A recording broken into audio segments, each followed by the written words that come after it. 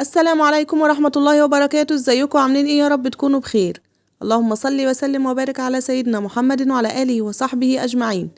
أنا سعاد ودي قناتي. لو أول مرة تشوفوني وعجبكم محتوى فيديوهاتي حطوا لايك واشتركوا في القناة وفعلوا زر الجرس على الكل عشان يوصلكوا كل جديد بقدمه وتكونوا أول ناس بتشوفوه. طبعا وحشتوني كتير من آخر فيديو عملناه مع بعض، وكان فيديو الفايش وكان طالع حلو قوي وكانت نتيجته تحفة.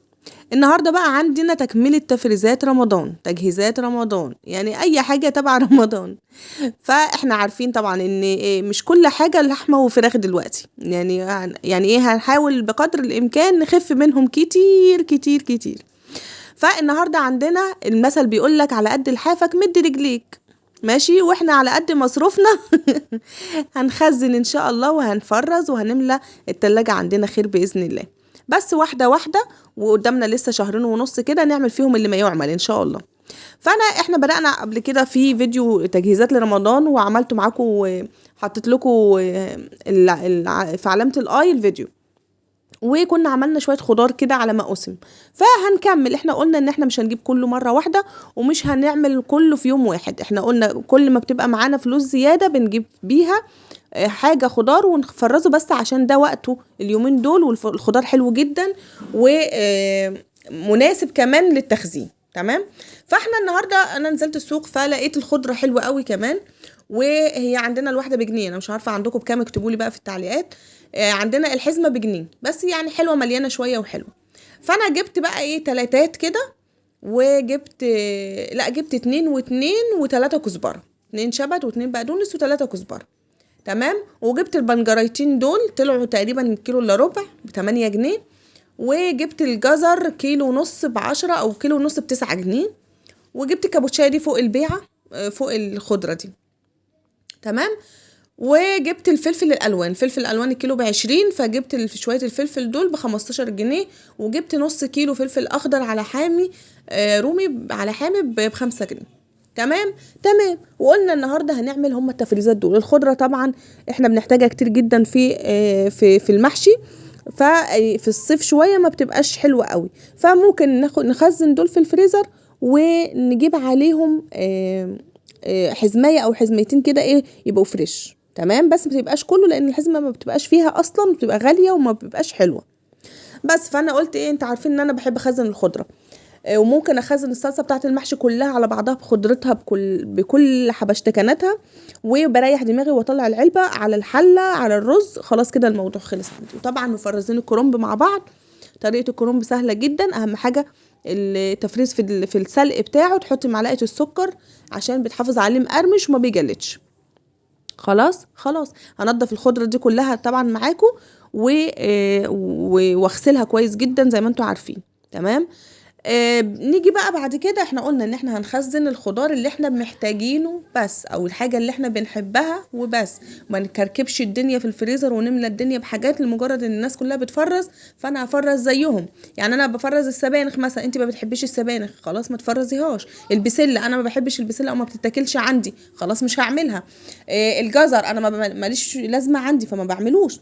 فاهمين؟ يعني كل الحاجات دي انا باخد منها اللي يفيدني بس. انا بديكوا افكار للخضار اليومين دول اللي يتفرز، فبديكوا الافكار، انتوا خدوا اللي ينفعكم وبس. تمام. طبعا البيوت مش زي بعضها والمصروف مش زي بعضه، الدخل مش زي بعضه.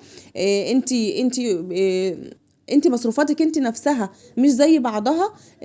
عندك في بيوت مفتوحة دايما، ربنا يجعلها دايما عمرانة بالخير، بيبقى فيها على طول في ناس داخله وفي ناس خارجه، وبتبقى مضطره ان انت تعملي اكل على طول على طول. في ناس لا، قلما بيجي عندها ضيوف، فالحاجات دي كلها بتفرق في الميزانيه بتاعتنا. تمام.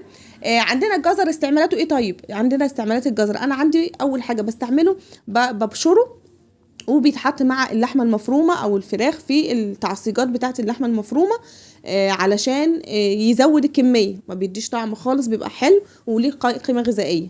تمام. فانا هفرز كيسين من الجزر المبشور. ممكن لو الجزر عندك غالي وطلعتيه حطيتيه على السلطه بيبقى تحفه جدا برضو، ما بيقولش لا، يعني ليه استخدامات كتيره.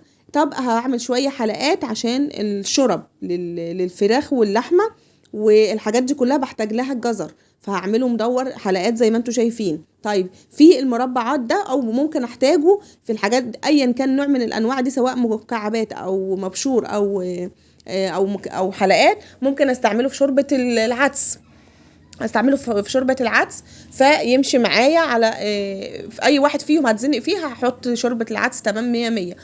يعني ما بيقولش لا في اي حاجة، انا بحطه للشرب وبحطه للعدس وبحطه في الخضار، لو هعمل بطاطس او كوسة برضو بيبقى حلو جدا ومنجز جدا.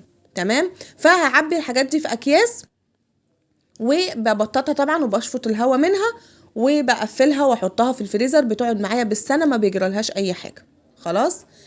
بس كده.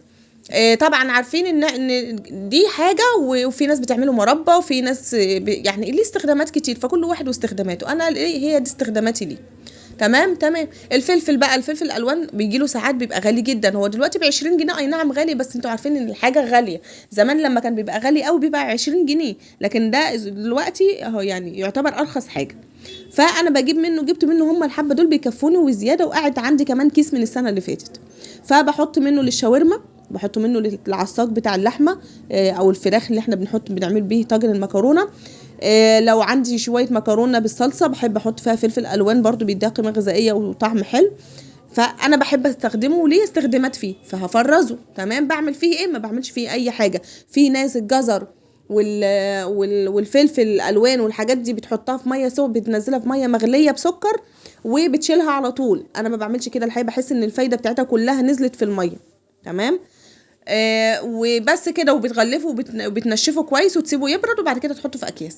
انا بقطع الحقيقه وبحطه في اكياس زي ما هو، وبحطه في الفريزر على طول. بس اهم حاجه عندك ان الفريزر بتاعك يبقى ده شغال على طول، ما يفصلش، الخضار بتاعك ما ينزلش ميته او يتفك التجميد بتاعه، وبعد كده تبدأي تحطيه تاني في الفريزر. تمام. ولما بنيجي نستخدمه ما بنفكش التجميد بتاعه اصلا، بنشيله من الكيس من الفريزر على الحل على طول. اي خضار انت مجمداه اتعودي ان انت تعملي فيه كده، عشان لما بيفك القيمه الغذائيه بتاعته كلها بتنزل في الميه بتاعته، سواء بقى قلقاس، سواء بسله، سواء فاصوليا خضراء، سواء سبانخ، سواء فلفل، سواء جزر، ايا كان الخضار اللي انت مخزناه. تمام.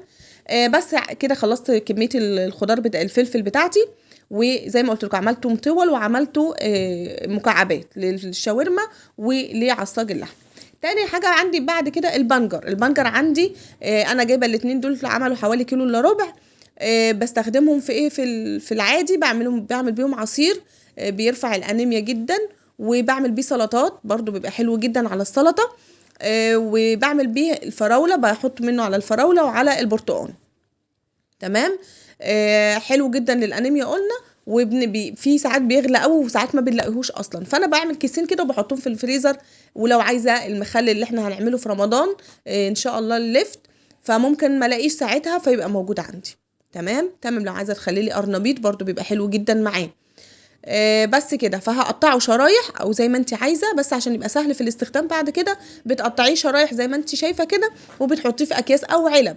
بس طبعا انا عارفه ان العلب هي شكلها حلو تمام ومية مية، بس مش اقتصاديه خالص، احنا بنحاول نوفر من اي حته. فمش هروح اجيب لي علبه ب4 جنيه او ب5 جنيه عشان احط بيها شويه بنجر، هم اصلا كلهم ب5 جنيه. انتوا فاهمين المغزى من الموضوع. فالاكياس ده او ربع الكيلو الاكياس ده شويه كده ب10 جنيه هيوفوا ويكفوا معاكي. تمام.